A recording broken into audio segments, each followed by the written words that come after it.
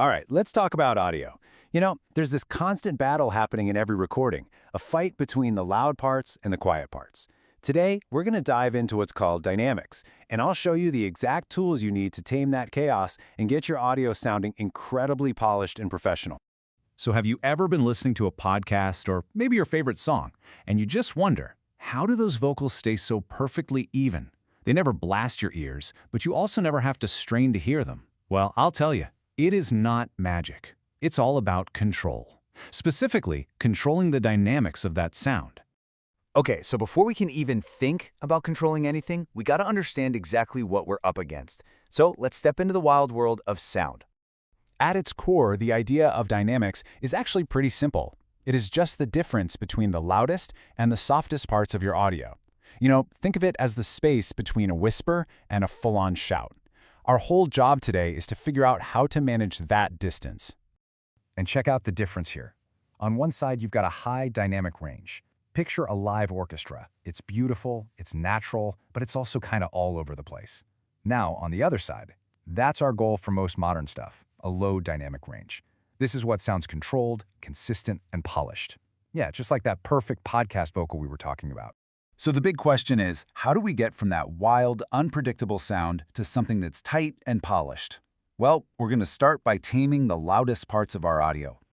Okay, here's a problem I know you've run into. You record a vocal, maybe a bass guitar, and some notes are just booming, while others you can barely even hear. It's messy, it's super distracting, and frankly, it just sounds amateur. This is exactly where our first tool comes into play. And that awesome tool is the compressor. And its job? It's brilliantly simple. Get this. First, you set a volume ceiling. We call that a threshold. Now, any sound that tries to get louder than that threshold just gets turned down. And by how much? Well, that's where the ratio comes in. A 4-to-1 ratio is the perfect way to wrap your head around this. It basically means for every 4 decibels the sound tries to go over your threshold, the compressor only lets 1 single decibel through. Yeah, you can think of it like a polite but very firm bouncer for your sound waves. So what's the end result? Well, you get those super consistent vocals we talked about. You can tame those really aggressive drum hits, and here's the cool part. By controlling the peaks, you can actually turn up the whole track, which makes everything feel louder and more powerful. It's absolutely essential for vocals, bass, and most of your drum kit. But what if you have a more extreme problem? We're not just talking about inconsistent volume anymore. I'm talking about sudden, massive peaks that could literally blow a speaker or, hurt someone's ears. This situation, it calls for a much bigger hammer. And this is where you bring in a limiter. Just think of it as a compressor on steroids. It sets a hard ceiling. Seriously, the audio will not get any louder than the level you set, period. It's your ultimate safety net to stop distortion and protect all your gear. Okay, so we've got a handle on the louds. But what about the other end of the spectrum? Let's flip this around and talk about controlling the quiet sounds. This is how we really round out our toolkit. Now this problem is just as common. That awful hum from an air conditioner, right? Or the hiss coming from a guitar amp. Or maybe the sound of cymbals bleeding into the kick drum mic. These quiet, unwanted sounds can totally ruin an otherwise perfect take. So our solutions here are the gate and the expander. A gate, it's like a door. If the sound is too quiet, the door just slams shut, muting it completely, all or nothing. An expander, on the other hand, is way more subtle. It's more like a volume knob. When the sound gets too quiet, it just turns it down gently. It's a much more natural sounding effect. So when would you use that hardcore all-or-nothing gate? Well, it's perfect for things with a really sharp, quick sound, like drums.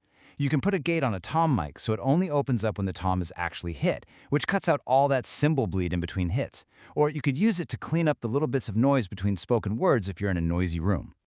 All right, now for a really clever trick. What if you wanted one sound to automatically control the volume of a completely different sound? This is a total cornerstone of modern production.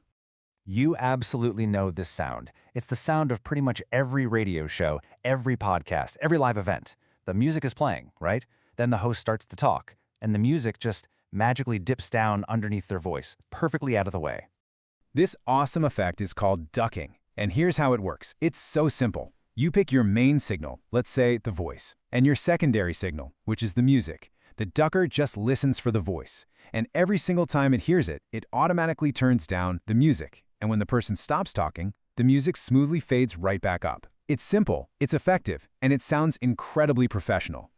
And you'll find it being used everywhere. Anytime you need speech to cut through a background track, a ducker is going to be your best friend. For those of you who know the lingo, this is just a very specific type of sidechain compression.